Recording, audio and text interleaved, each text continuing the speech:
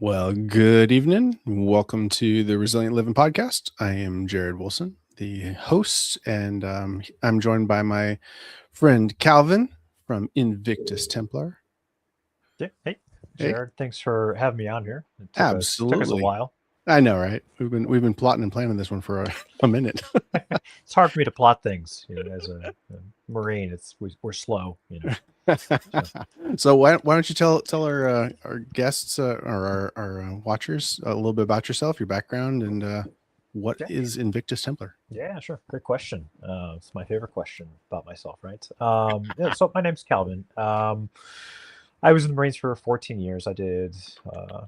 Like most Marines, we never do our MOS, right? We never do the job that we sign up for because Nope. they part and parcel us out all over the place. But I was an artillery guy by trade, which I didn't do for the first like 4 years. I did counter battery radar, so we're tracking rounds flying through the air and then sending the data through computers so they can shoot back. And then after that, I was a Marine security guard, so I went around the world, lived in some weird places people had never heard of, and see weird like ex-Soviet stuff like the president has golden statues of himself, things like that.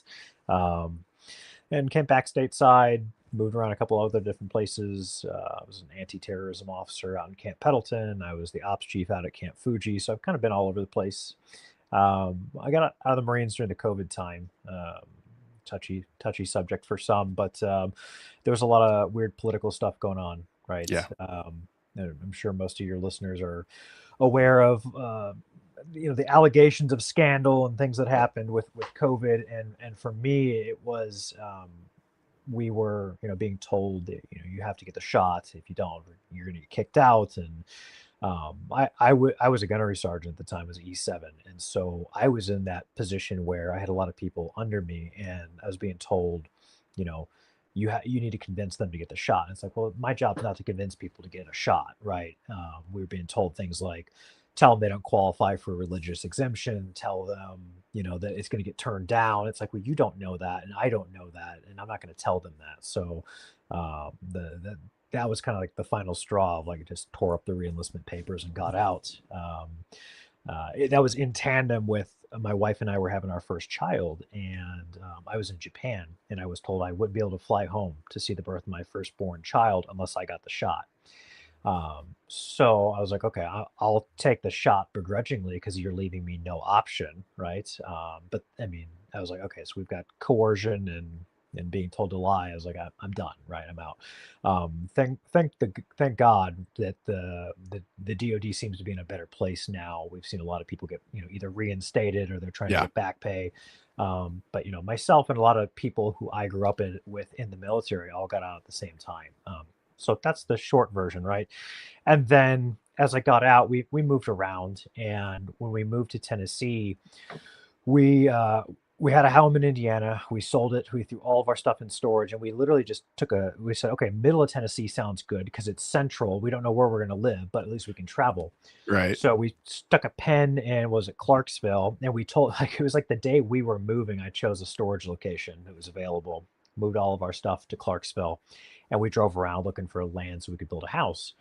And fast forward to time to get our stuff out of storage, and the storage company had not told us that there was a water leak, and so we lost. I think it was like upwards of like 20 grand and stuff in a storage accident. Oh man. And some of that was our personal protective equipment. So plate carriers that I had for the longest time, body armor.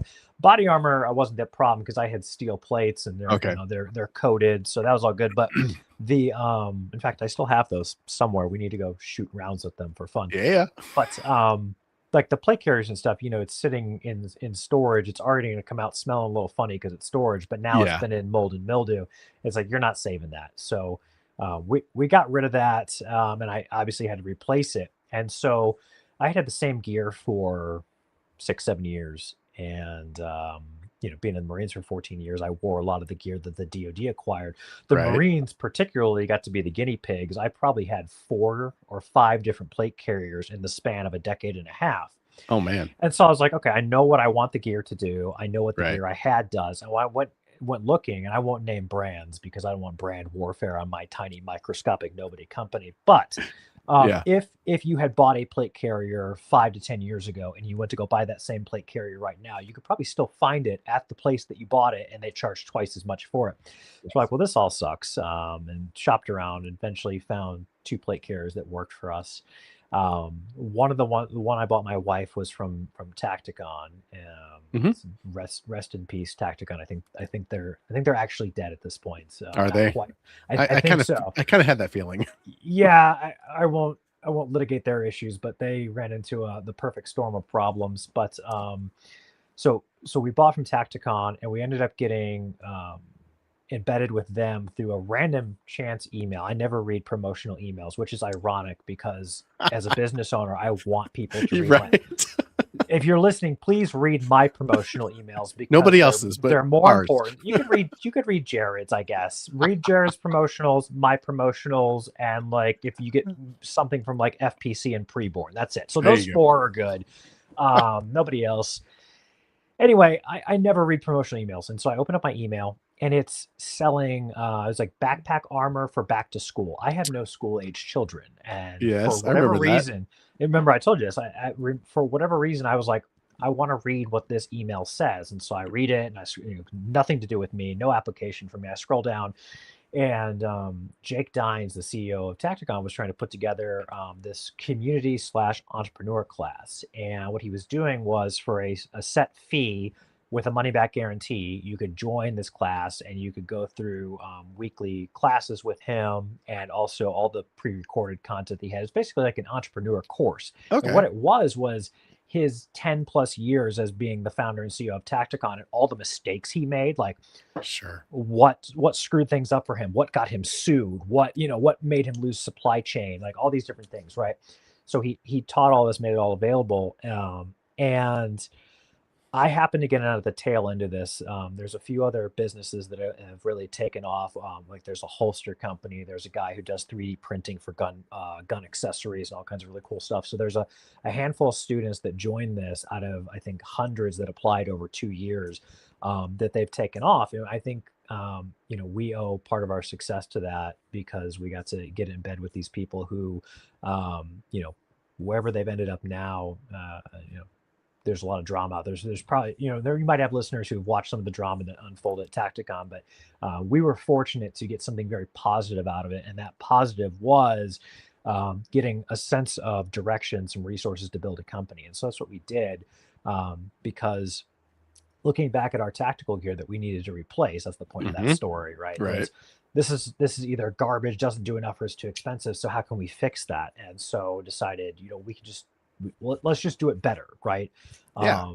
14 years in the Marine Corps, I went around to all kinds of different places, and when I would show up to places, especially as a staff NCO, as a 4-8 in the artillery community, you're an operations chief, and what that means is when you go somewhere, you run the operations department along with whoever the opso is, but you're also like the Mr. Fix It. You're always going in there and you're given the crap children, the problem children, like that Right. nobody wants, right? And so you're fixing their problems, you're fixing whatever audit or inspection was failed. So all you've done is fix things. And what I found in fixing things was you never just try to do it yourself. You do not, whatever you, this is like the golden advice. So everybody clip this. If you ever have a problem, unless you are the subject matter expert 100% in that problem, like that's your area of expertise, don't pull open the manual and try to figure it all out yourself. Yes, read the manual, right? But don't try to figure it all out yourself. Crowdsource that shit. Okay, sorry, I'm gonna ban on Facebook Delegate. or something. Delegate. Like that, right? Delegate, yeah. Well, and so I say crowdsource specifically, right? Like a lot of people know what delegation is, but I say crowdsource because what we did is I had my idea of what a plate carrier should do, what I wanted it to do, right? Okay. Right. But the way I want it to function, I might be in the minority. And so instead what we did is we went to gun shows around the God blessed wonderful state of Tennessee, the greatest state in the nation. It's on par with Florida because at least Florida is not freezing right now. So during this part of the year, Florida might maybe. That's like heresy. I'm sure somebody's mad at me now, but whatever. Anyway, I wish it wasn't 20 degrees right now. And Yes. So anyway, crowdsource it, right? So we went to gun shows, trade shows, and we used the internet because the internet is a thing, obviously. And I just went straight to veteran groups and I said, hey, I'll give you free stuff if you answer this survey honestly. And people are like, oh yeah, I'll do a survey for free stuff, right? Yeah. And so Heck yeah. we gave away plate carriers and we gave away body armor that we were wholesaling from Tacticon at the time. And what we did is we crowdsourced a plate carrier design. Like we asked people like, what plate carrier brand do you have right now? So we could see what the most popular plate carriers were in our Sure. demographic, right? Yeah. Because it's one thing to say like so Cry Precision is an awesome company, I was right? just gonna. People Yes. love Cry Precision. How many people do you know own Cry Precision? 0. I know like 3 maybe. Yeah, I'm sure you right? do. Yeah. I know a guy who works for like Raytheon and has 100% VA disability, so he buys from Cry Precision, right? Of course, I would too. Cry Precision is a great company. Yeah. Not everybody can afford that. No. Also, their features might not apply to everybody, right? Very true. And so the same thing, like a lot of people had Tacticon vests and they're like, I love this, this, and this about my Tacticon vest, but I don't like this. But yes, right? exactly. There was a lot of but, and then there was a lot of, I wish it also did this. And then my wife, for whatever, I don't know why she's married to me because she's far more intelligent because she's left-handed, right? And so as a left-handed person, she's like, why do all these plate carriers have like a single hand quick release? And I was like, well, that is weird that the quick release is only on one side on some plate carriers. But then also like, if you've never trained tactics before, you know that you want both arms, right? Yes. And I haven't watched all your episodes because I'm a bad friend, but you may have covered in like a medical episode of like your tourniquet should be where you can reach it. Yeah. Right. Center, if like, my right arm goes down, right, I can't be like crippled because I can't reach my tourniquet wherever it is, right? And so the same idea applied to the plate carrier. So we're like, most plate carriers don't have ambidextrous quick releases. Right. That's an easy fix. And then people are like, we really want to be able to carry backpacks or hydration packs. I was like, yeah, why don't we make that available too? Like make it a thing, right? And then a lot of the people were complaining about plate carriers not being modular. And we're like, okay, well, how do we actually make it modular? Oh, I know. Not have everything sewn onto the plate carrier, because then if it wears out, you have to like re-sew stuff or just get a replace it. What if I destroy my cummerbund, right? Or a shoulder pad, like I destroy them somehow, right? Replace the whole plate carrier, replace a single part. Right. Single part, right? So we built a plate carrier that way. And we're doing the same thing with other products too.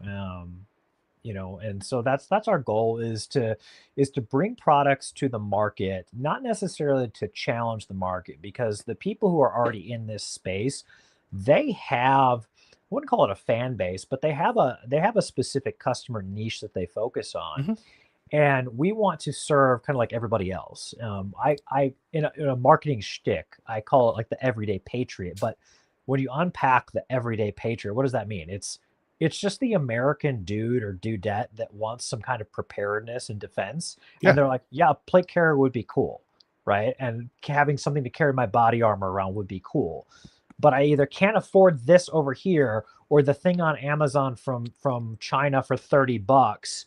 Everybody says it falls apart after you use it twice during your airsoft game, right? That's like, okay. Yes. So, we're fixing that problem. And then in the future, we're going to fix some other problems. We've got a backpack in design right now, a fully modular backpack. And your audience will be happy to know. And who's the gentleman you had 2 episodes ago? You guys were talking about EDC.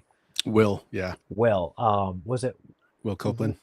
Was it Will or was it Ryan that brought up the 35-liter limit on the backpack because you're going to fill it? I think it was me or Will, yeah. Yeah, one of you brought that up. And ironically, as I'm listening to that, I was like, oh, yeah, that's actually the exact limit of our backpack system because you don't want a bigger backpack. No, you don't. So we're building a fully modular backpack system. It's in design, and I'll just use the soon TM, right, because it's coming eventually. We don't know when. Nice. There's a lot of work that goes into developing stuff. We've got optics that we're going to release eventually. I actually have 4 of them in the cabinet behind me that we need to test because there's a lack of mid-market and entry-level optics that aren't garbage, right? People want Holosuns. I own 1 Holosun because it's what I could afford. But the rest of my optics are not that high up, right? And so there's this massive gap in the industry that we're trying to serve so that way people have access to equipment that they want or need, and hopefully both, right? And something that they can train with. And if they do break it, they don't have to get a second mortgage to do replace that, it. because Yeah. we want you to be able to train with your gear, right? Yes. And I know we're going to talk about armor, but for example, we get a lot of people who they will buy steel armor from us because they want something to be protected with, and they want something to train in. Yeah. And they're like, this is affordable, accessible, it does everything I need it to do, and I'm not going to break it, at least easily, right? So I'd be so impressed if you did. I'd be impressed too. So I guess that's the overall shtick. I'll be quiet now. No, you're good. You're good. Okay, so that's kind of your overall mission, philosophy, ethos Yeah. for the company. Very cool. Very cool. So, personal defense. I think we would both agree that really needs to be a real central idea in being in preparedness is physical defense, personal physical defense. Right. And you've really done a really phenomenal job of building a company that is, like you said, predicated around providing that to the general public that isn't, the John Wicks of Right. shooting. They're not the. I wish I was John Wick. I have 3 kids and a wife, and so it actually turns out that raising a family takes priority over 5 to 10 hours of tactical training a day, right? Who would have thought, right? So. That's right. So what did you say would be the relationship between defense, medial readiness, and sustainment as far as your stuff? So I think you guys do a good job of talking about, the general concept of preparedness and sustainment, right? So having those things.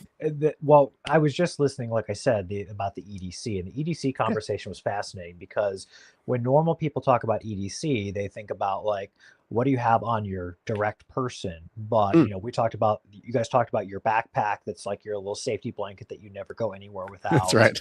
And I'm Linus. That's what. your Linus pack, right? And so that's a good one. And like, for example, in my office, I've got emergency food and water, and I've got, obviously there's ammo back there somewhere. There's extra propane for the flamethrower back there. That's right. Things like that. So those are all part of like sustainment, right? So sustainment, you would unpack into, what are you sustaining for? And interestingly enough, that's kind of how you frame the other topics as well, specifically the how does personal defense play into it. And so we get questions, especially gun shows. I don't usually get these questions online, but sometimes I'll get 1 or 2 comments. But at gun shows, people come by and they'll be like, can't imagine why you'd need that. And I'd say, well, it's hard to imagine because there's so many scenarios where you might. And we're not talking about the Kenosha, Wisconsins of the world, right? And I'm personally not on my way to disrupt ICE operations today. Right. I know I'm being super controversial. People are going to get upset. Facebook's going to get so mad at us. This is our first, by the way, we haven't said it, but we're launching our content on YouTube, and I'm sure I've already got my YouTube channel banned just off these comments alone. But anyway, join the club. So yeah, right. It's good company. I wouldn't be anywhere else. So, and the same idea of sustainment. What are you sustaining for? Your home is going to have sustainment for a longer period than your drag bag does. Your drag bag is like a 48-hour, 72-hour bag, depending on what it is, right? Mm-hmm. If you've prepped bags for your children, it's probably realistically, the way kids eat snacks, it's a 2 to 4 hour bag instead of a 24-hour bag. The whole thing is just solid snacks. Whole thing is snacks, and it got you to your first fill up with the car wherever you're driving to, right? Yeah, that was the drop point. The drop point was for the snacks. Exactly. The drop point is to get to the next set of snacks, right? We're going to Grandma's house. Why? Grandma doesn't live somewhere. So she's got more snacks. We're reloading. Okay, so defense, you're looking at the same thing. And when people come to us and they ask, why would I need body armor, right? Well, it depends on what you mean by the word need. Like, what are you planning for? What is a realistic scenario for you that you can envision yourself being in? And by the way, this is actually the reason why steel armor is the most popular, which we'll talk about the types, but that's one of the reasons steel is the most popular, because it's affordable and Yep. durable. Yep. And people say, like, if I don't really know what to plan for, but I want to plan for if there's shots being fired around me, something, right? Hmm. So, when we lived in, I'll give you an example. I'll give you a few examples. We lived in Smithville, and about Yeah. a year and a half ago, there was an active shooter in Smithville. Yes. So you remember that, and Yeah. it was on the street next to us. And so what happened when we found out there was an active shooter? Well, we closed all blinds and windows. Kids and mom went to the center of the house, Yep. away from windows. What did dad do? I grabbed my rifle and I grabbed that beautiful KSG up there, and I set it on the Yes. table, and I had my plate carrier. Hmm. And I made the remark of, well, okay, this guy's going around shooting randomly at police and random people.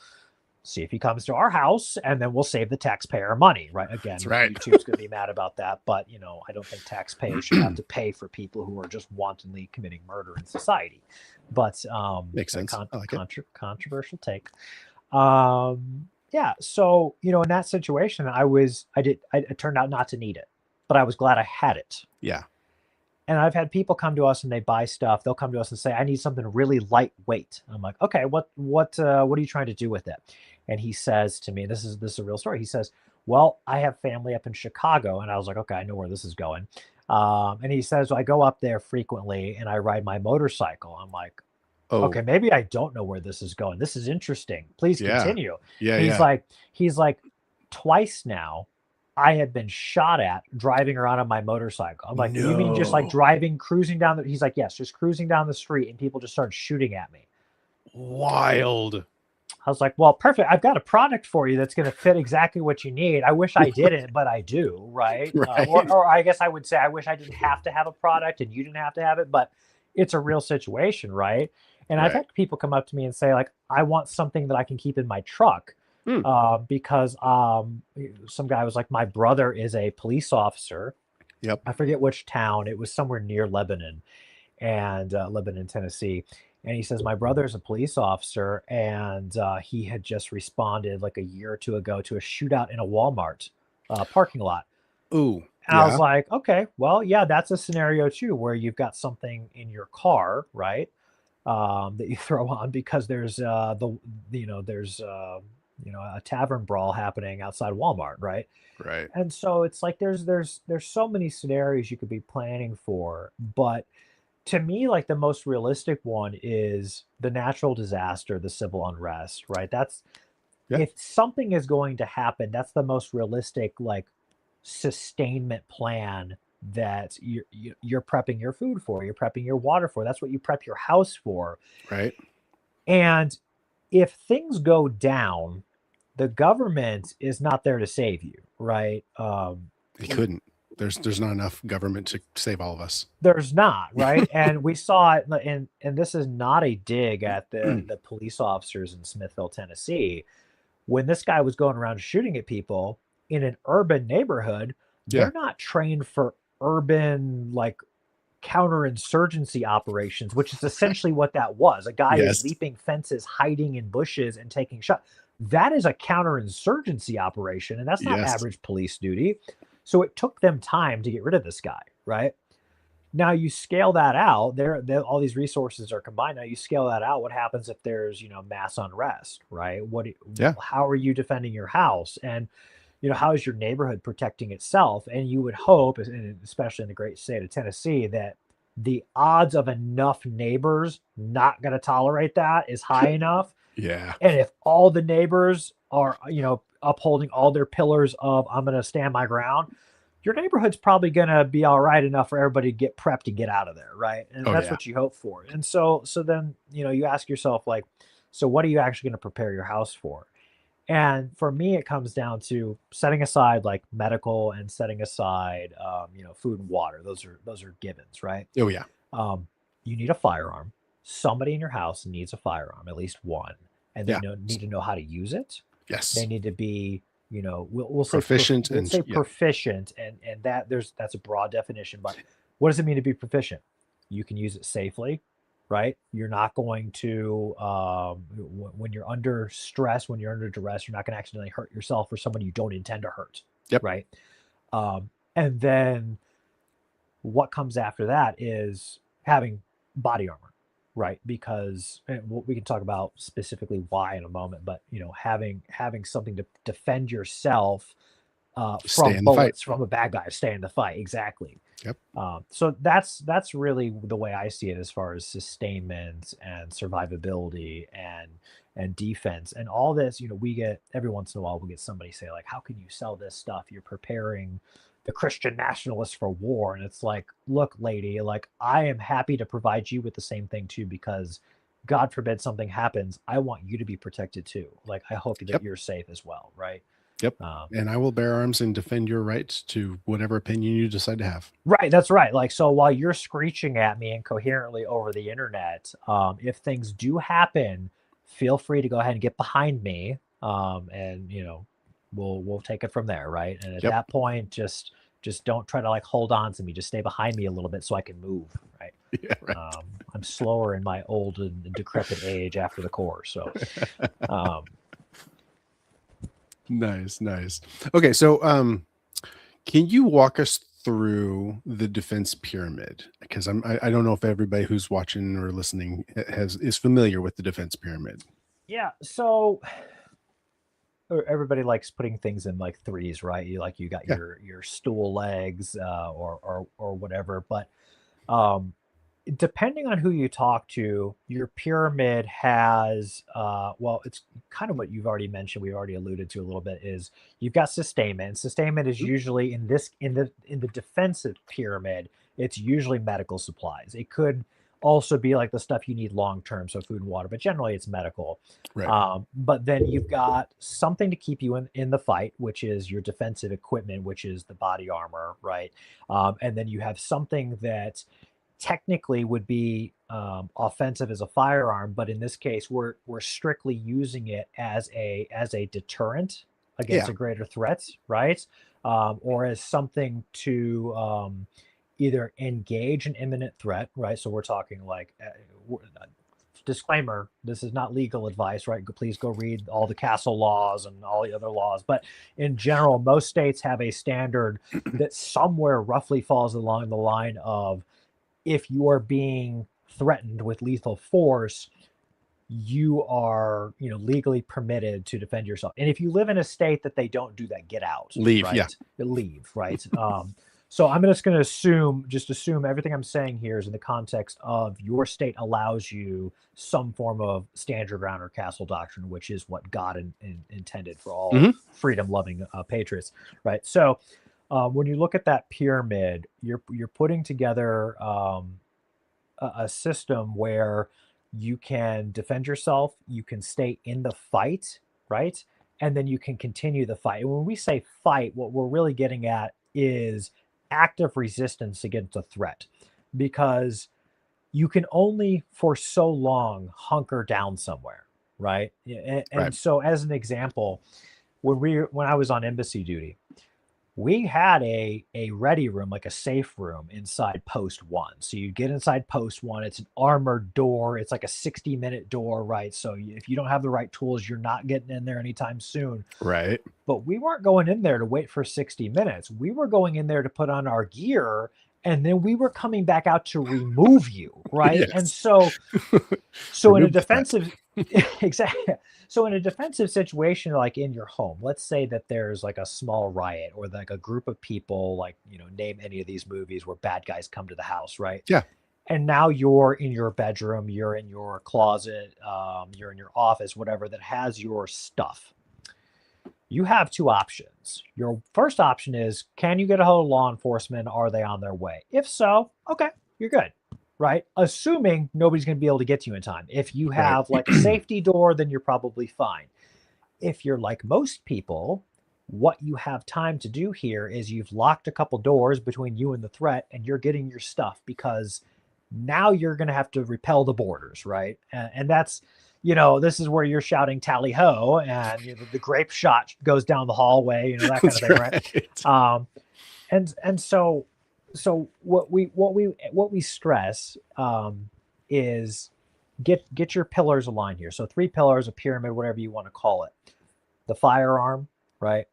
Then the body armor to keep you in the fight, and then the medical. Now there's people out there who say like, oh, you should have your medical gear because, medical applies, in so many more situations. And I agree, with the caveat of like, what is the medical kit? Like, go to Walmart and buy like Their boo-boo kit. The boo-boo kit, right? Maybe like some of those suture band-aids, right? Yeah. If you don't know, because if you don't know how to suture, if you're not trained, buying a suture kit's useless for you anyway. So you might as well just buy tape, right? Duct tape is great in a medical emergency.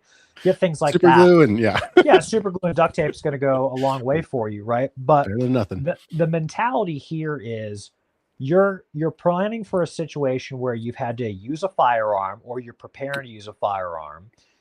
You now, because you're about to engage a threat, or because a threat is coming towards you, they're coming to you, they mean to do you and your family harm, your property, they're there to endanger you and your property. You want to stay in the fight. So now you've got your body armor. The third piece of that is what fixes you up after the fight, right? Mm-hmm. And this follows the same line of logic that the military uses now. So for a while, and this is very outdated, right? So if we've got some old timers on that are listening, and they're going to be like, that's not what I was taught in the NAM. It's like, understand, things have evolved. Modern day military members are going to be familiar with something called get off the X. What used to happen, and you'd see that, you can go watch Saving Private Ryan, actually. This is a perfect movie that illustrates this. So in Saving Private Ryan, the sniper downs a guy, right? And now they got to go get this guy. And they're trying to figure out how to go get this. I think there's also the same scene as in like Full Metal Jacket. Like, it's in a couple different movies, right? Enemy at the Gates, I think, too. So okay, so this scenario, now that I think about it, this is a very popular scenario. It's a trope. So guy is down, he's kneecapped or whatever, and they need to go help him. And like, okay, what happens in those scenarios? Well, somebody's going to go try to go get him, and then he gets shot. So now you got 2 people down, right? And so what the military realized is the idea that you're going to run out and start applying medical care wherever that person is almost never going to happen. Sure. Instead, what we train to now, and the State Department trains to this as well, is if somebody goes down, they're staying there until you can control the situation. And when we say control the situation, that means either the threat has been neutralized, they're suppressed, right? So, hopefully, if something bad really happens and you've got an injured family member, you're going to be able to retaliate and get them away. But you're not going to do anything with your medical kit until you get them back. And so if you're talking about things to prioritize, like if you've got your boo-boo kit, that's great. But if you're like, I need to get a really good IFAC kit, I need a big medical bag, like, no, you don't. Because if you can't shoot back, you're never going to get to your medical kit. Right. If you don't have body armor and you get turned into Swiss cheese, you're not going to get to your medical kit. Your medical kit is tertiary. It's after the engagement has happened, right? It's what we do. It's what we do to fix ourselves. So, it's kind of like, eating right, sleeping, hydrating and stuff, because the doctor's the last thing, right? Like if you just stop eating food, the doctor's not going to be able to help you because you're just going to die, right? If you don't drink water, you're never going to make it to the doctor. You're going to die of dehydration, right? So the doctor's tertiary. Right. Very cool. Very cool. So, so why firearms are the first priority in home defense? I think which is really kind of the fundamentals of what we were just talking about. Yeah. So it's the first pillar because you need to be able to, to engage and neutralize a threat if that threat is, presenting, loss of life or limb, right? And that's usually where most laws and law enforcement will agree that, if it's loss of life and limb, that's when you're allowed to use lethal force. And so, the majority of people are not properly trained on non-lethals, and that's the truth. Non-lethals take a lot more training than a firearm, because a firearm is pretty simple. If you think that you're gonna whip out an expandable baton and subdue somebody, you're kidding yourself. You don't know how to use a baton properly. I went through a lot of hours of training to properly use a baton, and it was still difficult. It was Yeah. much easier if I'm being overwhelmed by a threat to draw my firearm. I Oh don't yeah. want to. I don't want to do that, right? Right. And the majority of our Point and training, click. right? The majority of our training was non-lethal. And why is that? Because it's really easy to point and click. It's a lot harder to subdue somebody in hand-to-hand combat. It's the same reason why we had to go through OC training and get Oh yeah. blasted in the face. Blast in the face. Yeah. And we're having to fight hand to hand while OC, right? Because you're being Yeah. trained to use this non-lethal, and oops, I got my own non-lethal in my face and I can't see. I still got to be able to stay in the fight, right? So as far as firearms being the first pillar, the reality is the average person is never going to get trained in non-lethal. And so if you think that you're going to pull out some pepper spray and you're going to subdue somebody, like the odds are, like, I'm sorry, you're kidding yourself. That's also wishful thinking, because there's, if somebody is on drugs, they're on PCP. Yes. They don't care that you just pepper sprayed them. The pepper spray you have is not military grade.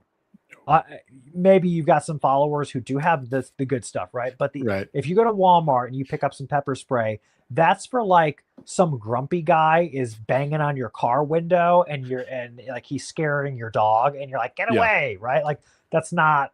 Yeah, you're not going to do much, dog right? deterrent. It's dog deterrent. Not. Unless you have bear mace, you're not going to deter, a 200-pound man, hopped up on PCP, right? So the firearm is the great equalizer, and it's the equalizer that can take, especially like you look at women, right? Women especially should get familiar with a firearm that they can properly handle, that they feel comfortable with, because the majority of offenders are males. A woman is almost never going to be in a confrontation with another woman. And if they are, they're probably going to, they might throw hands a little bit and that's fine, right? Sure. The average conflict is going to be between a man and a man or a man and a woman. And if it's a man and a man, like, all right, great. Like, I still don't want to fight fair. I'm personally not a huge guy. I'm 5'9". I was not graced with like Icelandic genetics. So the average man is my height or taller and bigger. And, there's a lot of hosses out there too, right? So if hoss comes at me, I'm really not wanting to do, I want the equalizer. And if somebody comes at my wife, I want her to have the equalizer. Yes. Right. So that's why firearms is most important. And the same thing goes into, like, when I talked about staying in the fight, and that's why you want body armor as part 2. The reason why you want the firearm is, what if you can't get to your body armor? Right. Yeah. Then what? Yeah. Or what if you have body armor but no firearm? What is that going to? Are you going to take up the plate and just start? Beat them with it. This is AR 600 steel. It's hard, but this is not conducive to fighting, right? No. So again, and what am I going to do with my medical kit? I'm going to throw my tourniquet at him. Get away, please, no. Right. So firearm comes first, because you can use it defensively, right? You can get somebody to stand down, right? Yeah. And if they're not and your life is in danger, then you can do what you need to do, right? Yeah, you can stop the threat. Yeah, you stop the threat, because if you don't, then none of the rest matters, right? Right. So. Yeah, and I had that conversation probably numerous times a week, because I carry in my shop. I'm either concealed carry or open carry, and people ask me, and I'm like, they're like, "Are you really prepared to kill somebody?" I'm like, "I'm not here to kill somebody. That's not my intent. But I will absolutely stop the threat. Right. It will cease being a threat. Then I'll probably render medical aid. Right. Yeah. Exactly. Yeah. And so to me, like, that's the other side of having medical. So, and another conversation I have, and this kind of leads off of that, because you mentioned women, is I have the conversation of women coming in going, what gun should I carry? And because they've been told, like, oh, you're just gonna get the cute little teal Taurus revolver, or the little pepper box, or yeah, right. And I keep telling them, like, no, don't do that. Get the biggest gun you can conceal, because you need to be able to control this thing. You do not need this stupid little revolver. Don't do. So okay, so how would you go about making a recommendation for Yeah. how to select a firearm for that home defense. Yeah. So, okay, so there's a couple things to consider, and it's ease of use Yeah. and what is your day-to-day utility. Now, if you're someone who's like, I'm really not comfortable carrying a firearm because I don't Yeah. have enough training, then I would say Get training. find time to get trained. But I get it. Life is life, right? And you might be very busy. Sure. So don't get a handgun. Do not get a hand. The handgun is the hardest weapon to master. Now, Oh yeah. that's in context of other weapons being more similar, because I personally don't think handguns are very hard if you go get some training, and you can go to many good gun ranges that have courses, Yep. and in a matter of hours you can be pretty comfortable with your handgun. Maybe not Yes. comfortable enough to conceal carry and draw, which shout out to my own channel. We're going to be doing some teaching on how to do that. So there'll be some good, like, if dad didn't teach you, I'll try to teach you from, how the best I can. And my favorite part will be the people being like, well, my method's better. I'm like, well, okay, well, that's good. Go start your own channel, bud. Yeah, that's fine. Yeah. You go make a channel. Teach me. Come on over. Teach me. Yeah. Sure. Anyway, I digress, but don't get a handgun if you're not comfortable with it. Right. So you've got 3 weapons choices outside of chainsaws, hammers, and flamethrowers, which are all fun for home defense, or cannons if you have a cannon. But the realistic choice, I actually have a Warhammer back here. Yes. So it keep it on my belt because I like to LARP too. So I like to be prepared realistically, but then also, grown up as a video game nerd. Right. So I have all the realistic stuff, and then I'm like, but what if the time comes? Yeah, I ran out of ammo. That's right. Not really, because there's ammo back there, but I have none right here in the magazine. The hammer, right? I don't know what scenario that actually is, but I'm ready for it. Anyway, so your three realistic choices: handguns, long rifles, and shotguns. Okay. Yep. Now, how do you pick? Well, we already said that if you're not comfortable with a handgun because you just haven't been trained on it enough, don't get a handgun. There's 2 things that make a handgun the most difficult to use. One is the actual ergonomics of it and the size.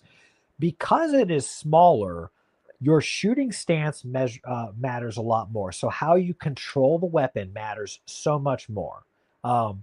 The barrel length, and your average user may not know this if they didn't grow up around guns. The barrel length matters an awful lot, because here's the thing, and you can see this on camera. If I'm pointing this around, you see how quickly my 2 fingers move.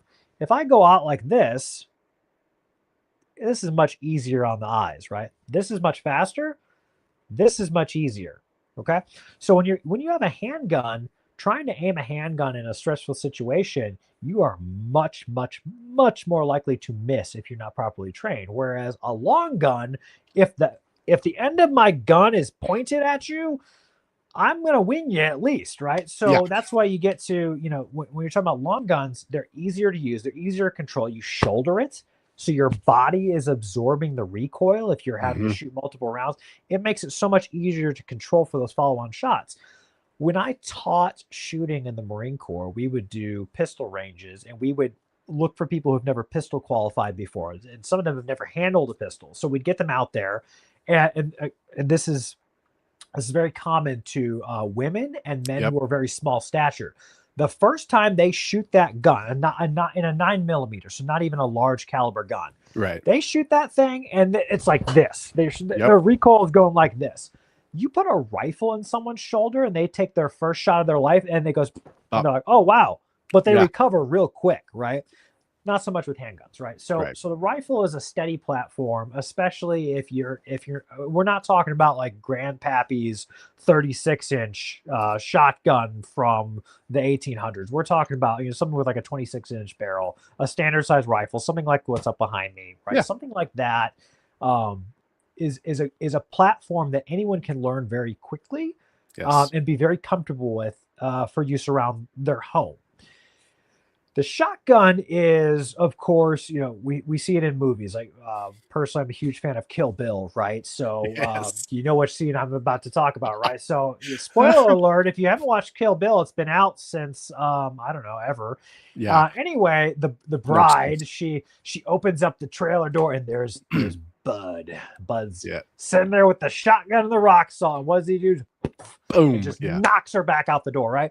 And so the shotgun has like preeminently been one of the main choices for home defense because you have a variety of ways you can use it, right? Yes. So you can have a slug in there. You just put a big metal round through your target. Yep. Or you can have bird shot, which is you're going to be rendering medical aid after that because you're not going to kill somebody with bird shot most likely. You could possibly, but be prepared to render aid. But so there's options with a shotgun. They're also very easy to use, especially if you're using, some kind of shot shell because it's hard to miss, right? It's really hard to miss. Yeah. Slug is easy to miss. You got, depending on the type of shotgun, you might have 1 or 2 shots, or if you got a KSG, you just keep pumping that bad boy and Run mini shells.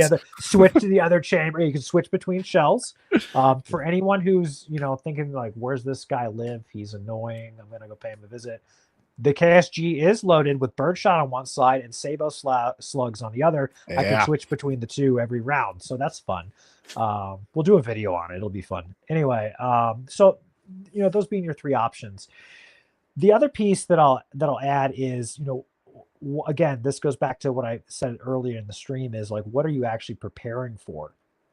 Like you said, if you don't know how to use it, if you're not trained on a handgun, go get trained because you should get to a point where you're comfortable concealed carrying because now you can do 2 things. Now you've got a gun for your home and you've got a gun for everywhere else because as cool as this looks behind me, I don't take these all over. I don't go into Walmart with the Smith & Wesson, lever action up. Why not? I don't because I'm not a boomer with the iron on my hip. And by the way, and I'm just going to say, this is unsolicited advice. Stop open carrying. Stop open carrying. Stop it. Don't do it. You make yourself a target. The most dangerous man in the room is the one that is quiet and nobody knows is a threat. Okay. If you're walking around with your 9-iron on your hip, everybody knows it, right? If there's somebody who means to do harm, you just became his first target. Okay, so there's your unsolicited advice. If you're in your shop, your place of business, Jared, open carry, right? Because it's your shop and people should know they're not going to walk into your shop and rob you. But if you're at Dollar General, right, or church or wherever, conceal, please. Mm-hmm. Don't make yourself a target, right? So agreed. No, I definitely agree. Like, so yeah, behind me, so that's a 14.5. Below here, I can't finger this. Okay, there, 10.5 is a great manageable size for, and I do recommend the AR platform. I do. It is an intuitive platform. It is very adjustable for, ergonomics, depending on your own physiology. Get an AR and come by my shop and I can help you set it up. Yeah, perfect. A couple other things I'll add is, caliber, right? And I'm gonna upset people. 45 is not the end all be all. It did not win World War II. Stop it. It didn't win World War II. The atomic bomb. We have great bombs. We drop big bombs. We'll drop more. It won World War II. Good. The 45 did not. Okay, the Thompson maybe helped. The 45 is a beautiful gun. And Kimber, by the way, I don't own a Kimber because they cost more than I want to pay. But they just came out with a new, some new modernized 1911. It looks beautiful. It looks great. It looks so nice. Yeah, honey, if you're watching, I haven't bought it yet. We have other stuff we got to pay for. But anyway, so 40. Don't be like, I went online and the gun broker forum says you get a 45. Like, no, Jared, you already said it, and it's what can you conceal? Yeah. If you are a very tall, skinny man, right? Like you're super skinny. Yeah, you're probably not going to properly conceal a double stack 45. You're just not. Get a gun that fits in your hand, right? That you can control and that you can conceal on your person, right? Okay, and to caveat for anybody who's listening, double stack being the magazine holds the rounds in a stagger so you get more capacity. Yeah, instead of in a so 45, a little bit wider. So the Springfield that's sitting over my shoulder here, the Springfield there, that's a 45. You're only talking 5-6 rounds in a magazine. That, in my opinion, is not sufficient for a carry weapon. I want to have more rounds than that. So, you know, my Glock there, my Glock is a Glock 19. I can carry 33 if I wanted it, but I can carry a whole lot more rounds. There's 15 rounds stock. Carry Glock. Yeah, and I tell people too, and again, this goes to your point about train, right? There is like 45, you might say, oh, more stopping power. Like, okay, well, I guarantee you, if you know how to aim with a 9, you're going to stop somebody. So if you're relying solely on stopping power, like, okay, then I guess you just want to carry a 12 gauge round with slugs, because that's to the your nth stopping degree. Power. Just walking around with a shotgun all day. But the reality is you need to train on it. You need to be proficient with it, because you know, stopping power is only going to get you so far. And I think it only counts if you can hit it. It only counts if you can hit it, right? And we have the phrase "aim small, miss small," right? So you want to train to aim to a small area. That way, when you miss, you only miss a little bit, right? The other thing I would add is, in your home, you need to think about who else is in your home. If you are a single man in your man cave, everything goes, right? For the most part, it's only your ears that you're worried about. But you need to think about, if you're defending your home or you're defending yourself, in a public situation. That's why handguns are so preferred. The 9mm is not incredibly loud. It's less likely to cause permanent hearing damage. Whereas if you think about this, if you fire off an AR, like a 5.56 inside a building without hearing protection, it's going to suck. You could potentially have some degree of permanent hearing loss, right? And same with a shotgun too. If you pop off a 12 gauge in your living room, that reverberation off the walls in there, you have a good chance of imparting some degree of hearing loss on yourself, or end up like me with tinnitus because I shot a belt-fed weapon without my ear pro in all the way. 1911 for life. Yeah. Okay. Well, Taylor and I go back. We served in Ashgabat, Turkmenistan together, and Taylor still doesn't lift, and he is now Hoss-sized dad bod. He can conceal 1911s all over his body, right? Well, and going to not just the hearing side of why to carry a 9mm, over penetration. Like in my home, like I've got kids on the other side of that wall. I don't want to have to worry about them, so I'm not going to go out with a AR with green tips. Like, right, exactly. That's a bad idea. Right. I'm going to use my hollow points. I'm going to run G9 defense in my 9mm because I don't want. Yeah, I had read somewhere. Or I'd heard some story. Someone made an excellent point. It changed the way that I thought about home defense weapons, and that was the hearing piece that I'm talking about too. But then the over penetration.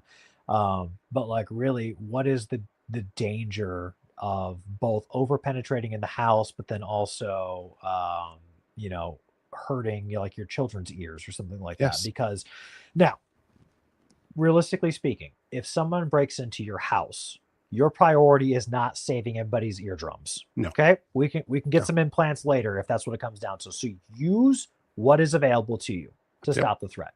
What we're saying is, if you have a choice, optimize based on that, right? And so, for example, let's say planning ahead. We make these preparations for a reason. Right. So let's say that you do get trained on a handgun, and you've got a handgun that works for you, and it's a 9mm, it's a 358 ACP or whatever the case may be, and then you're like, I want to get a rifle for home defense. Okay, great. Before you go out and buy that rifle, consider like, what cartridge are you going to use? What caliber are you going to use? If you can do it, maybe you should get something like a 300 Blackout. Yes. Because just by default, you can use, if you use subsonics rounds. Yeah. If nobody has time to put on hearing protection before Danny DeVito starts blasting, right? You're in a much better place. Oh, yeah. Okay. And then later down the road too, like if you can save up and you can get a suppressor, even better. Like your Yes. your ideal home defense kit is like, you know, something along the lines of an AR pistol in 300 blackout with a suppressor. Like, you know, the wife and kids are Absolutely. upstairs sleeping, And they and stay you know, asleep. Billy Bob comes in the house, and you see it on the cam, and you're like, Sweet. here we go. And then you know, they all they hear upstairs is. By the way, that's a force reset trigger. Obviously, That's right. nobody is running full auto because that would be illegal, and we follow the laws. But you know, No, I absolutely agree. A 300 blackout, 8-inch barrel, suppressed, just a fantastic with 220 grain bullets all day long. So yeah, I mean, we're getting way out there into the what's the ideal scenario, but the takeaway is get something that's manageable, something that's practical, and then learn how to use it. Because then if you're in these situations, like don't be the person that somebody, you know, you feel you need to use your rifle, and like you said, you've got green tip loaded and you're just plugging rounds through the house. Like you can use 5.56 green tip in your house if you know how to use it, know your target, what's beyond it. Right. So yep. Well, and that, you know, for me, like when I moved into this house, I walked the house with that in mind. Like, okay, if somebody were to come in here, I need to egress this way because I've got kids there. Okay, if somebody came in here, I need to think. And so I walked the house, and then I went around and I positioned night lights around that so I can see shadows, so I know where they are, so I know how to move. It's the same kind of thing. It's this, we just are prepared for, we have this expectation of, and we just prepare for it. Sure. So 7 mag works great. The lever action up there is a 44 mag. Those work really good too. Yeah, at dropping elephants. Okay. So hey, maybe it's a very large guy who's aggressing me. Okay. You know, so a big guy in PCP is pretty much an elephant. So yeah, that's right. All right. So we've talked about why firearms are first priority, how to select firearms.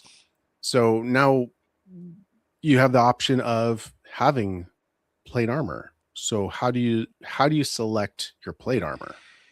Yeah, this is one of the hardest questions, and the way I would first answer it before we get into like any kind of finite detail is get what you can afford. Absolutely. Right? Get affordable armor, because armor is better than no armor if you're in a situation that you need it, right? Yep. And so, you know, I guess we could talk about the types of armor. And I do have some images pre-prepared that I sent over to you fine folks. But your main categories of armor, you've got soft armor, and I'll describe all these, but you got soft armor, you've got composite steel, and you've got ceramic, right? Perfect. Yeah, there we go. Soft armor. All right, so let's talk about soft armor. So soft armor is typically what police officers wear in their under their uniform. So you'll notice that like their uniform is like bulked up just a little bit, but it conforms to their body, right? So soft armor is usually like a quarter to somewhere around a quarter-inch thick, maybe a little bit less, a little bit more in some cases. And it's meant to stop handguns. And the current the NIJ, the National Institute for Justice, they used to have a rating system that was like 2A, 3A, and then they had like 3 and then 4. Yeah. They've changed all that. They've made it a lot simpler. So if you see on my diagram there, it says HG1 and HG2. Believe it or not, the government did something smart, and HG just means handgun, right? Whoa. So I know. So handgun 1, handgun 2, you pretty much don't see handgun 1. It's not, when people talk about soft armor, they almost always mean HG2. Handgun 2, aka 3A. Yeah. And so 3A, 44 mag and down. 44 mag and down. And I'm not a numbers guy, so I'm really bad at this, even though it's like part of my job, right? There's a threshold of 44 Magnum that basically like if it's a hot round, if it's overclocked a higher grain, you're going to get a certain FPS that'll punch through soft armor. Okay. So people use soft armor because it's usually pretty cheap. It's almost always buoyant, which is good. Yeah, sure. In most cases, right? Some forms of soft armor are also stab resistant. I would never call it stab proof, just as I'll never call armor, at least not intentionally call armor bulletproof. It's bullet resistant. Yeah. But soft armor, you can conceal it really easy. It's super flexible, so it conforms to you. It's a great choice, especially if you're starting off with something. It's also the material that helmets are made out of in part. So modern day ballistic helmets are usually some type of composite or have some layers that are used in soft armor. Right. Mhm. We personally don't sell soft armor in Invictus Templar, and that's because we sell plate carriers that are meant to carry hard armor. I would never tell somebody to put soft armor inserts inside of our plate carriers. Mhm. But it is an option. It's Yeah, something that's out there. sure. So then your next option, you could talk about steel or composite. I guess we could talk about. I guess we'll talk about steel because it's probably the most affordable. Yeah, I know I said composite first. I tricked you. Um, Yeah, there you go. So steel armor. This is where we get, and again, government did a really good thing. They've got RF1, 2, and RF3. RF1 is rifle one.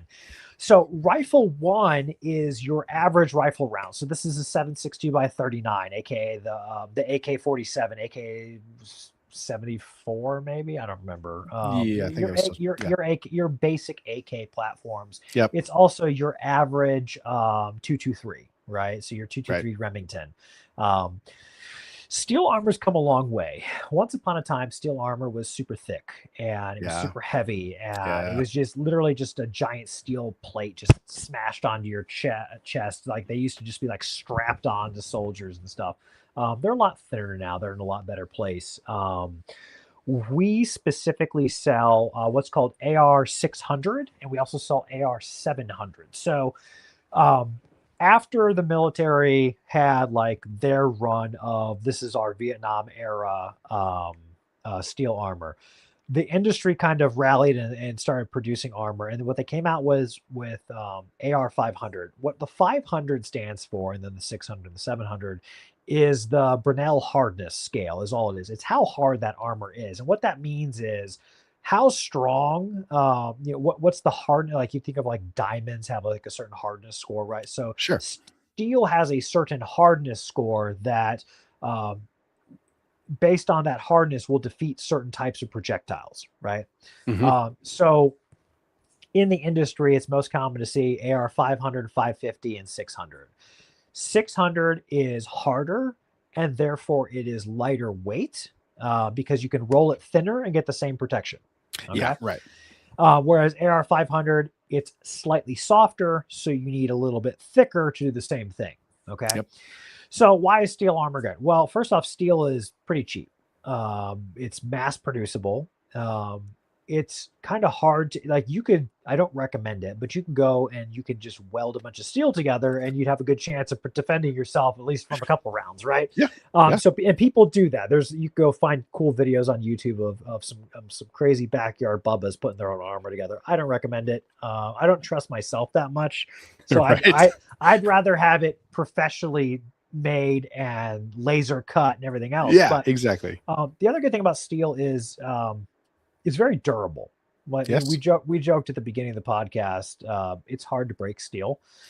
If you drop it and you beat it up, or your kids are taking a wrench to it, just beating the crap out of your plate carrier because kids just do wanton chaos like they do, Right. your armor's going to be okay, right? Yeah. So for first time buyers, you can get AR 500 or AR 600 armor pretty cheap, right? Yep. It's very accessible. Hmm. Downsides to steel armor: it's got some weight. Steel weighs stuff, right? And then you also have to consider if you want to have fragmentation or spall mitigation. So Yeah. when a bullet hits a surface, depending on the type of surface, the bullet does different things. When the bullet hits flesh, what does it do? It goes into the flesh. When it's inside and hitting organs, it's bouncing around doing all kinds of crazy stuff. If it hits bone, right? Bone is harder. You have a chance that your bullet's going to fragment a little bit, right? And that's where, you've seen it if you ever watch any of the doctor shows. When somebody gets shot by a bullet, they're in there and they're pulling out pieces of the bullet, Yeah. right? Well, the same thing happens on your body armor. When steel, when immovable object meets high moving object, something has to give, and the bullet is what gives, Right. assuming it's not an armor penetrator round. So if it's just like a copper trophy round or just a lead bullet hits that steel, it has to go somewhere. And so uncoated steel runs the risk of those little pieces scattering around the surface and going somewhere. So I've got this one right here is uncoated. It's nice and thin. Look at that. It's beautifully thin. Nice, right? But when that bullet hits it, it has to go somewhere. So it's going to spread across this surface somewhere. And so you run the risk of little pieces, tagging you, and it's going to hurt, right? Now, inside of a nylon plate carrier, especially if your plate carrier is like 800 or 1000D nylon, you can actually, most of the time, you'd be able to take a few rounds before anything gets through the nylon, because nylon's pretty strong, especially 1000D nylon. So if you get tagged, two times in the chest, your armor does its job, and then your plate carrier kind of helps you out there.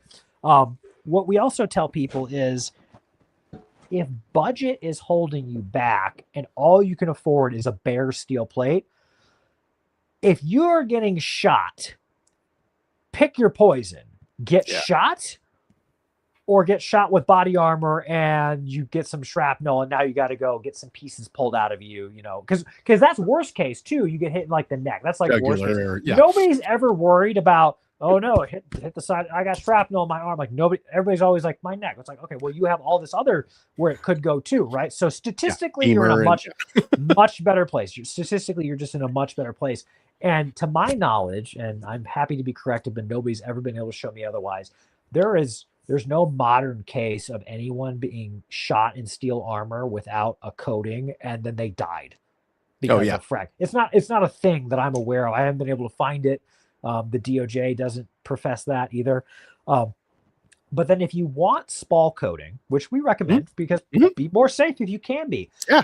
But it costs more money. I've got another graphic there for spall coating if you want to pull it up so we can actually show people what it looks like.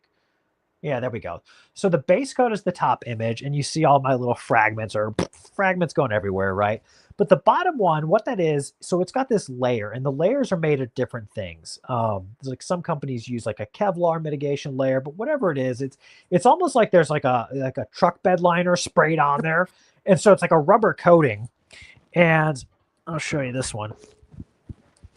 So here's the uncoated armor, so you can see that size.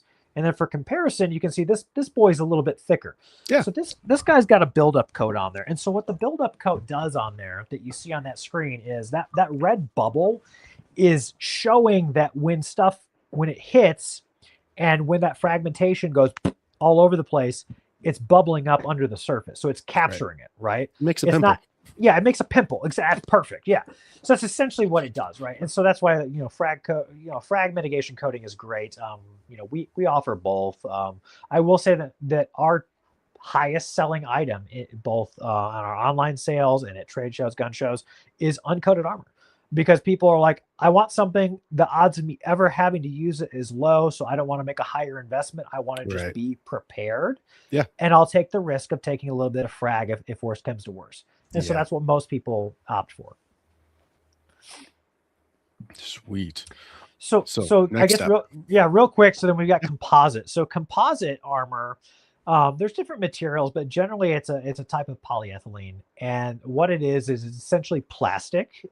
So people get freaked out when you tell them that. But composite armor works a little bit differently. And sometimes I equate it to being like a catcher's mitt.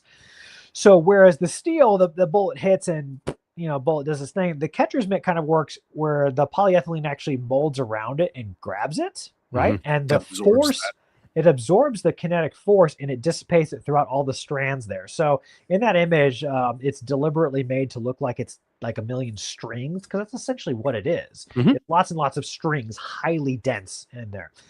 Good things about polyethylene and composite armor, they're almost always buoyant, or at least neutrally buoyant. So if you're in some weird situation where you're swimming with your armor for some strange reason, or evacing, that would suck.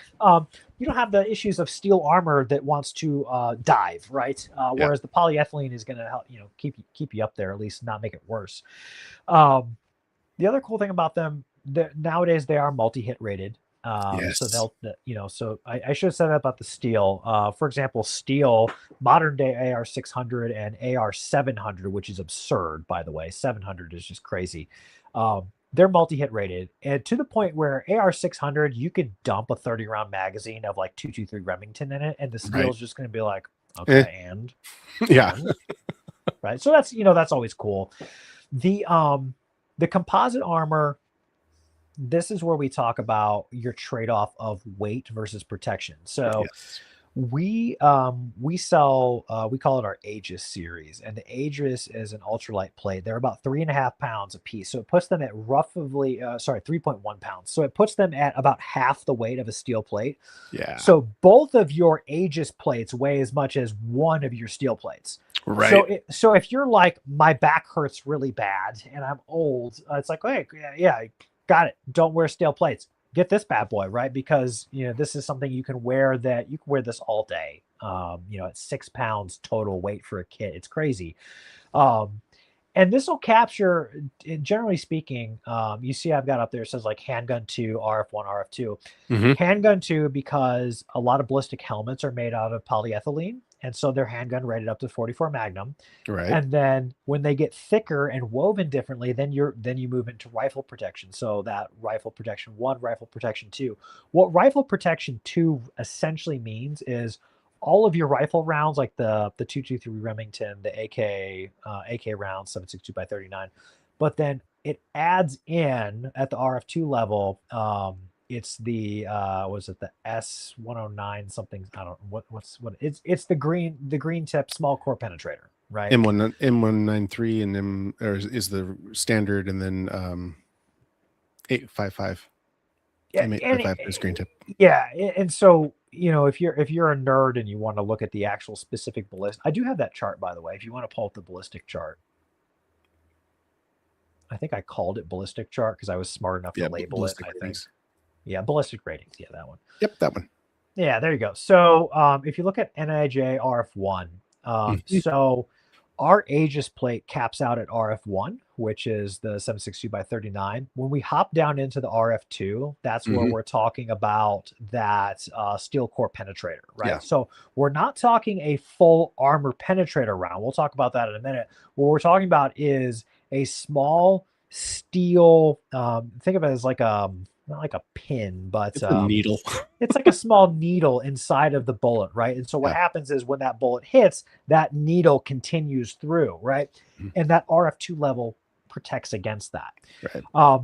The way polyethylene plates get around the RF1 in order to become RF2, they either have to get really, really thick, and it gets like, once you get like past like a 1-inch thickness, it's just too much.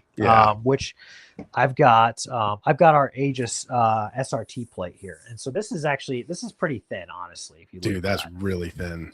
So the Aegis SRT, this is a poly plate that also has ceramic on the strike face. So this is a hybrid plate that blends between. It doesn't get you to a full. What we used to call level 4, which is RF3 now. So it doesn't defend against armor penetrators, but it will stop those small core penetrators.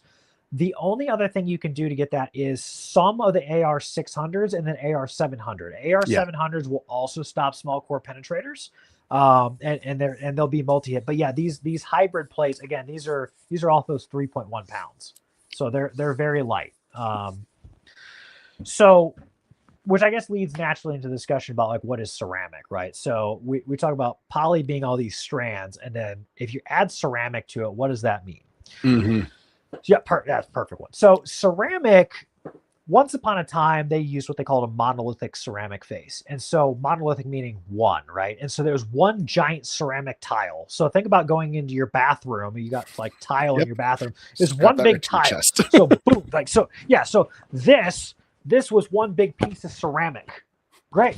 The ceramic just got shot. The ceramic just cracked. I don't want to get shot again, right? No. So modern ceramic, if you're looking into ceramic armor or hybrid armor that uses ceramic, which is what this is showing, it uses what we call mosaic tiles. So it looks like a beautiful backsplash, right? So when you go to buy this, gentlemen, tell your wife, so really this is just beautiful backsplash, and that you need it as an accessory for the house. She doesn't need to know. She doesn't need to know that you can't see it because it's under nylon, but it's backsplash, right? It's an accessory. So what this does, at least on the SRT plate, for example, again, it maintains the back part of this is polyethylene, and then the very front of it is that ceramic tile.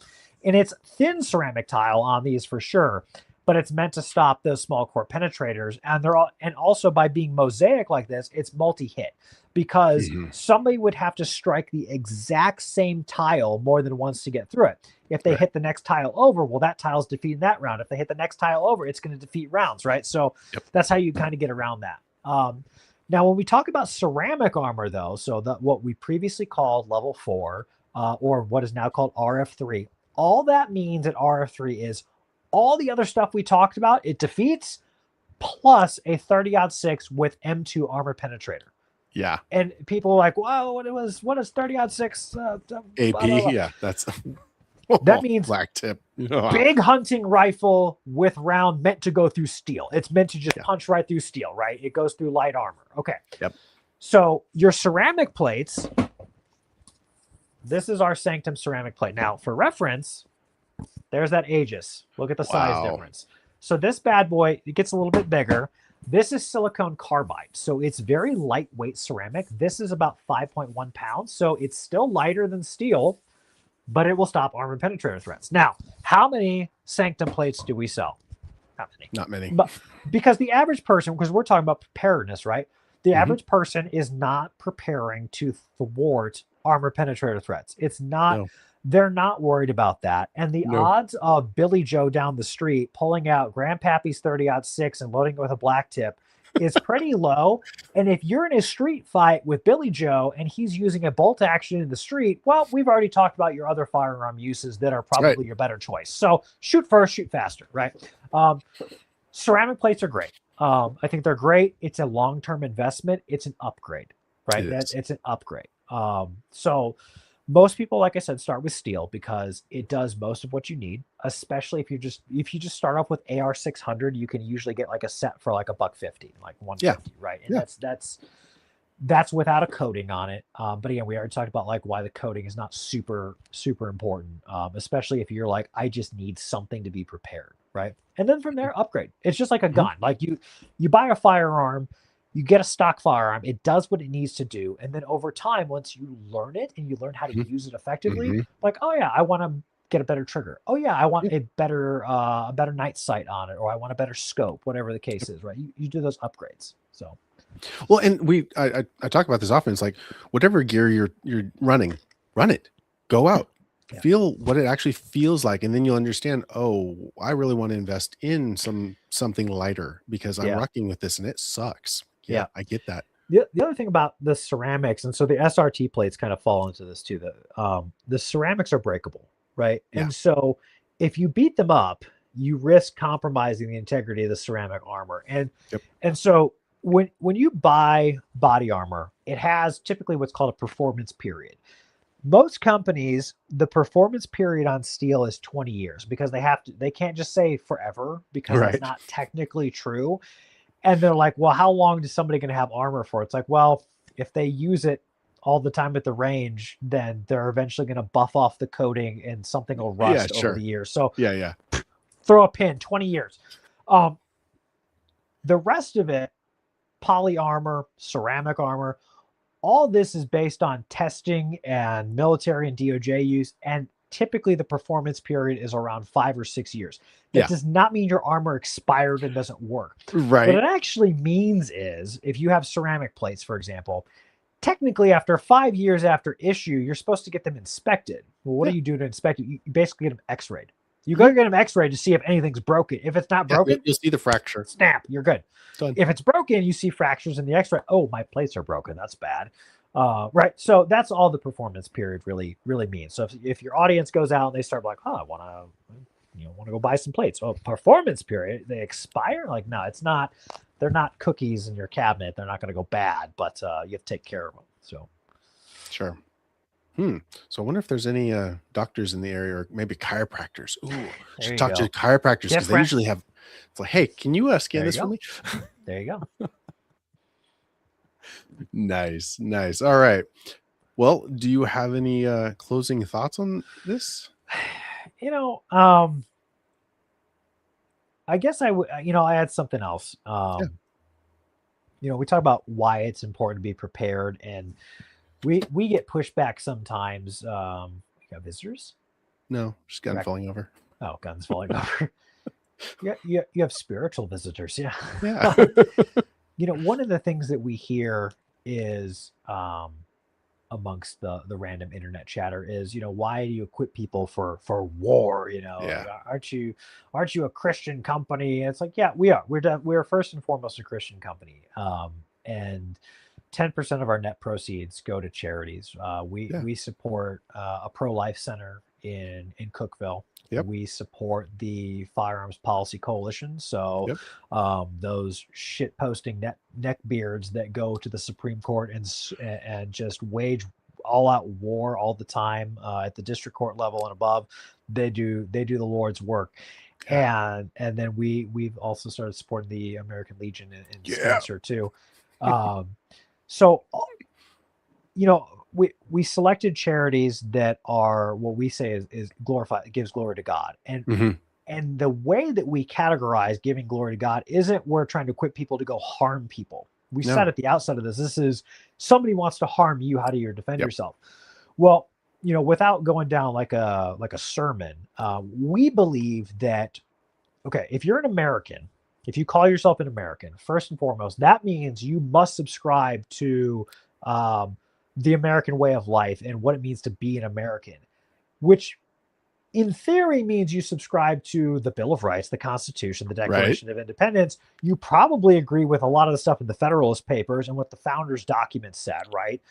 But at least those three, if you call yourself an American, you have to agree with those three. Otherwise, you're not an American. That's like if you go to a church and you say, I am insert denomination, but you say, but I don't actually believe those, then you're not that thing. You're not, right? So when we say glorifies God, what we mean is what is in line with the Creator's intent. And the intent was, in our mind, and we believe that the Bible represents this, is man is endowed by the Creator, like our Declaration says, with inalienable rights, life, liberty. Now, when it says the pursuit of happiness, what the founders really meant, if you read their papers, is happiness in the terms of seeking fulfillment. And the majority of the founders meant fulfillment in the terms of liberty, which they explained what liberty meant. That liberty and freedom was to do what you ought to do, not necessarily what you want to do. Well, what is what that you ought to do? Well, that is living a life that is pleasing to God, right? And I'm sorry, I'm doing the sermon thing, right? But this all ties into the idea of we have a right to defend ourselves, right? We have that right because we're created in God's image. And if we don't believe that, then none of your other rights matter, right? If you don't believe your rights came from God, if they came from the government, they're not rights, because they're permissions. They're permissions, they're privileges, exactly. And therefore, people can take them away. Like whenever the winds change, somebody doesn't like something, they can take it away, right? So we say people have a right to defend themselves. We don't advocate for violence. We advocate for preparedness. I hope to never discharge a firearm. Absolutely. I hope that I will never have to use my body armor in a confrontation, that I won't ever need it, because I hope that nobody's going to try to do me harm. But I also know that we live in a fallen world, right? We live in a world where our God has said that in order for you to have a relationship with me, I grant you free will. And a consequence of free will being made in his image is that people will use that free will to do wrong. And therefore, because there is violence out there in the world, good men must be prepared to stand against that violence. Right? And so if that didn't make the point, I wholly reject, our company rejects the idea of the meek gospel where, we take it out of we take out of context, turn the other cheek. Turn the other cheek, Turn the other cheek did not mean get shot or stabbed, right? No. And I had a conversation with somebody who followed our page recently, and they said, your company motto, sell your cloak and buy a sword, doesn't mean what you think it does. And I said, it does. I said, it does mean that. And here's why it means that. And this is why you have to take the whole Bible in context. In the Garden of Gethsemane, When Jesus is apprehended, he tells Peter, stop. Yes. This must be allowed. Yes. He doesn't say put down your sword because you're not supposed to have a sword. He says, no. This must be allowed because I have to be taken. Yeah. Because my time has come. He does not say never use violence, right? Jesus, during his ministry, never told the Pharisees, all of your laws that say that the government can execute criminals or defend itself or use violence, all those are null and void. He never said that. He came to fulfill the law of the prophets, right? Mm-hmm. So nowhere in the Bible does Jesus say, never use violence. What he does in context every time where he shows mercy and meekness, it's within the context of a situation to show people the way. And if everybody followed that way, no man would have to use violence. Right. That's the world we wish we lived in, but that's not what we live in, right? So we believe that when he said, the time is coming where you are going to be under, duress, under threat, under persecution, let the man that does not have a sword sell his cloak and buy one. And we believe he meant that literally because in the context of that entire section in the Gospel of Luke, he's not using metaphors. He's telling them they're going to be persecuted. They're going to be attacked. Some of you are going to die. He says, so be prepared for that. He doesn't say, make peace, repent, and be prepared to die. He says, sell your cloak and buy a sword, right? Again, with the hope that we never have to use that sword. So yeah, absolutely. Very cool. Awesome, man. Well, it has been quite a privilege to talk to you. So for those who are watching, where can they follow you to find out more? Because I know you've got your channel that you're starting up. We've got all the things. So if you search, well, you could go to our website, which is invictustemplar.com. Right. So as it says on the caption up there, Invictus Templar all one word.com, and on there we've got all of our socials. And I believe I've tested it a few times. If you look, there you go, YouTube, Facebook. Yeah, if you search on any of the social medias for Invictus Templar, we're pretty much the only one that comes up, right? Yeah. So that's the good part about having a name that's semi-unique.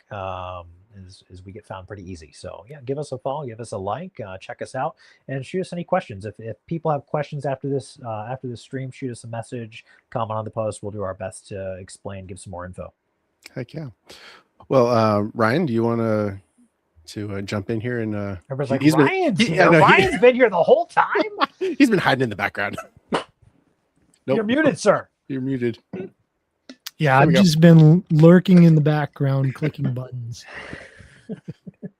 So yeah, thank you, Calvin, for being here and talking through what you do, and just getting some. I'm the person who doesn't know anything about this stuff, right? So part of why I'm lingering in the background is it's just not my realm. So it's kind of interesting to learn about the different various options you have and what they actually do. Yeah, absolutely.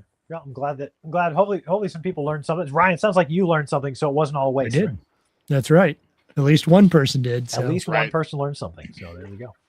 All right. Well, thanks for being here, Calvin. And if people want to watch our live streams, they're at 7:00 on Tuesdays pretty regularly. Yep. You want to tell them about your website and everything? Oh, sure. Yeah, I can do that. I run the homesteadconsultant.com. I help people set up homesteads and do, just basically increase efficiency output with less input. And that's kind of how I sell what I do. It's awesome. Perfect. All right. Thanks everybody for being here. Thanks, sir. And then I am Jared Wilson. I run Resilient Living. We are a small store on Highway 111, halfway between Sparta and Spencer in Middle Tennessee. So if you ever wanted to swing by, come by and say hi. I have Cal's body armor. I've got his plate carrier. I've got his gear. So if you want to come by and see that, you can see that, or the coffee. We didn't even talk about the coffee. We didn't even talk about coffee. That's it's like its own. We should do like an entire episode on why coffee is. Yeah, actually, Ryan, when can we get on schedule? Just talk about nothing but coffee. Coffee. Next Tuesday. Yeah, there we go. So yeah, you can stop by the shop. I've got freeze-dried foods. I've got books. I've got knives. I've got the HF coming by tomorrow. So hopefully I'll have guns here shortly. So yeah, come by, say hi. And Yeah. Make sure that you like, follow, share, subscribe, do all the things to break Facebook and YouTube's stupid algorithm that doesn't share our stuff with anybody. And we'll catch you all next week. All righty, guys. Have a See good you one. later, everybody. Thanks, everyone.